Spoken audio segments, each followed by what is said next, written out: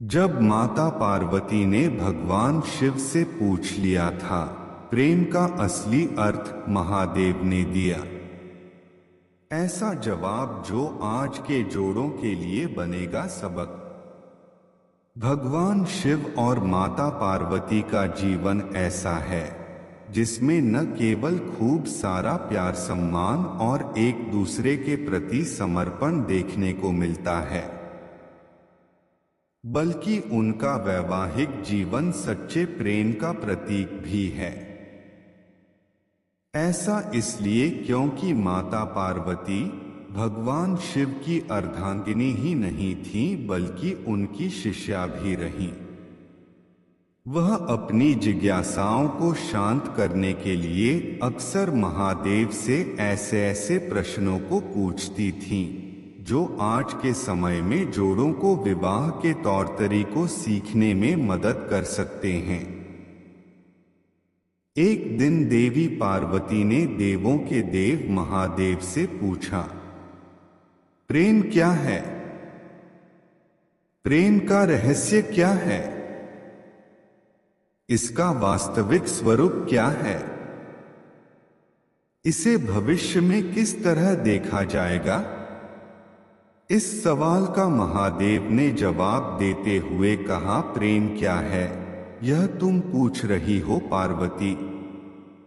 सत्य तो यह है कि प्रेम के अनेकों रूप को तुमने ही उजागर किया है।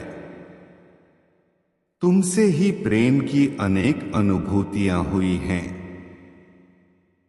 तुम्हारे प्रश्न में ही तुम्हारा उत्तर शामिल है। भगवान शिव की बातें सुनकर माता पार्वती ने कहा, क्या इन विभिन्न अनुभूतियों की अभिव्यक्ति संभव है?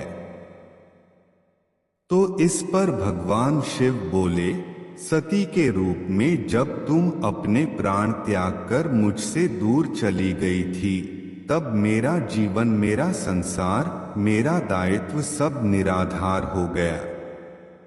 मेरी आंखों से आंसुओं की धाराएं बहने लगी थीं। तुम्हारे अभाव में मेरे अधूरेपन की अति से इस सृष्टि का अपूर्ण हो जाना ही प्रेम है।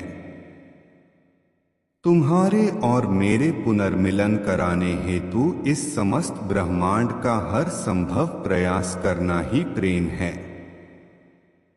तुम्हारा पार्वती के रूप में फिर से जन्म लेकर मेरे एकांकीपन और मुझे मेरे वैराग्य से बाहर निकलने पर विवश करना ही प्रेम है।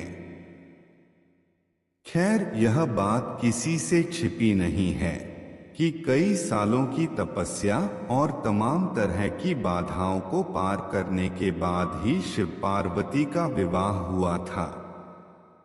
ऐसे में आज हम भगवान शिव और माता पार्वती के जीवन से उन प्रेम युक्तियों के बारे में बता रहे हैं जिन्हें हम अपने संबंधों में शामिल करके अपने वैवाहिक जीवन को बेहतर बना सकते हैं। रिश्ते का दूसरा नाम समर्पण। भगवान शिव और माता पार्वती का पवित्र बंधन बताता है कि एक बार जब आप किसी के साथ रिश्ते में होते हो तो हमेशा एक दूसरे के साथ जुड़ाव महसूस करते हुए अपने रिश्ते को समझने की कोशिश करनी चाहिए। अपने आप को न केवल उस रिलेशन में पूरा समर्पित कर दें, बल्कि आपसी तालमेल के साथ अपने रिश्ते को मजबूत बनाने पर भी जोर दें। ऐसा इसलिए क्योंकि एक अच्छे रिश्ते में दोनों भागीदार आगे बढ़ने और बदलने के लिए एक दूसरे को प्रोत्साहित करते हैं। जिनके बीच ऐसा नहीं होता, वहां हमेशा प्यार की कमी रहती है। प्यार मर्यादा के अंतर को समझें। भगवान शिव और माता पार्वती के रिश्ते में इस चीज को आसानी से देखा जा सकता है कि जब दो लोग एक रिश्ते में होते हैं तो वहां कोई बड़ा और कोई छोटा नहीं होता। इस रिश्ते में सहजता के साथ एक अपनापन होना चाहिए जो दो लोगों को हमेशा एक डोर में बांधकर रखता है। हालांकि शादीशुदा रिश्ते में गलत व्यवहार को अपनाना बहुत ही गलत है। यही एक वजह भी है कि प्यार के लिए किया गया आचरण मर्यादित हो सकता है। वहीं जहां प्यार नहीं होता वहां इंसान अपनी मर्यादा को लांघने में कोई देरी नहीं करता। प्रशंसा करना न छोड़ें। इस बात में कोई दो राय नहीं कि बहुत कम जोड़ों की पसंद आपस में मिलती है। पसंद की जगह जाने से लेकर बाहर खाना खाने तक हर कपल्स के बीच अपना अपना मत होता है। हालांकि इस बीच छोटी सी तारीफ की जगह आपस में अनबन, कड़वाहट, तलखी और नाराजगी किसी भी रिश्ते को खराब कर सकती है। वहीं दूसरी ओर छोटी छोटी चीजों पर की गई प्रशंसा न केवल रिश्तों को मजबूत करने का काम करती है, बल्कि कपल्स के बीच एक तरह का खास कनेक्शन भी बना रहता है। एक दूसरे को जानने का प्रयास जारी रखें।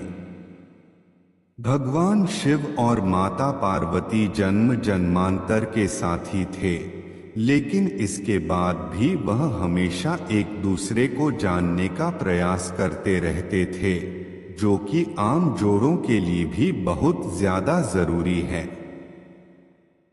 बहुत से कपल्स का कहना है कि हम साथ रहते हुए एक दूसरे के बारे में सब कुछ तो जान ही जाते हैं, लेकिन इसके बाद भी रिलेशन में ऐसी कुछ चीजें होती हैं जिनके अचानक पता चलने का अपना ही मजा है।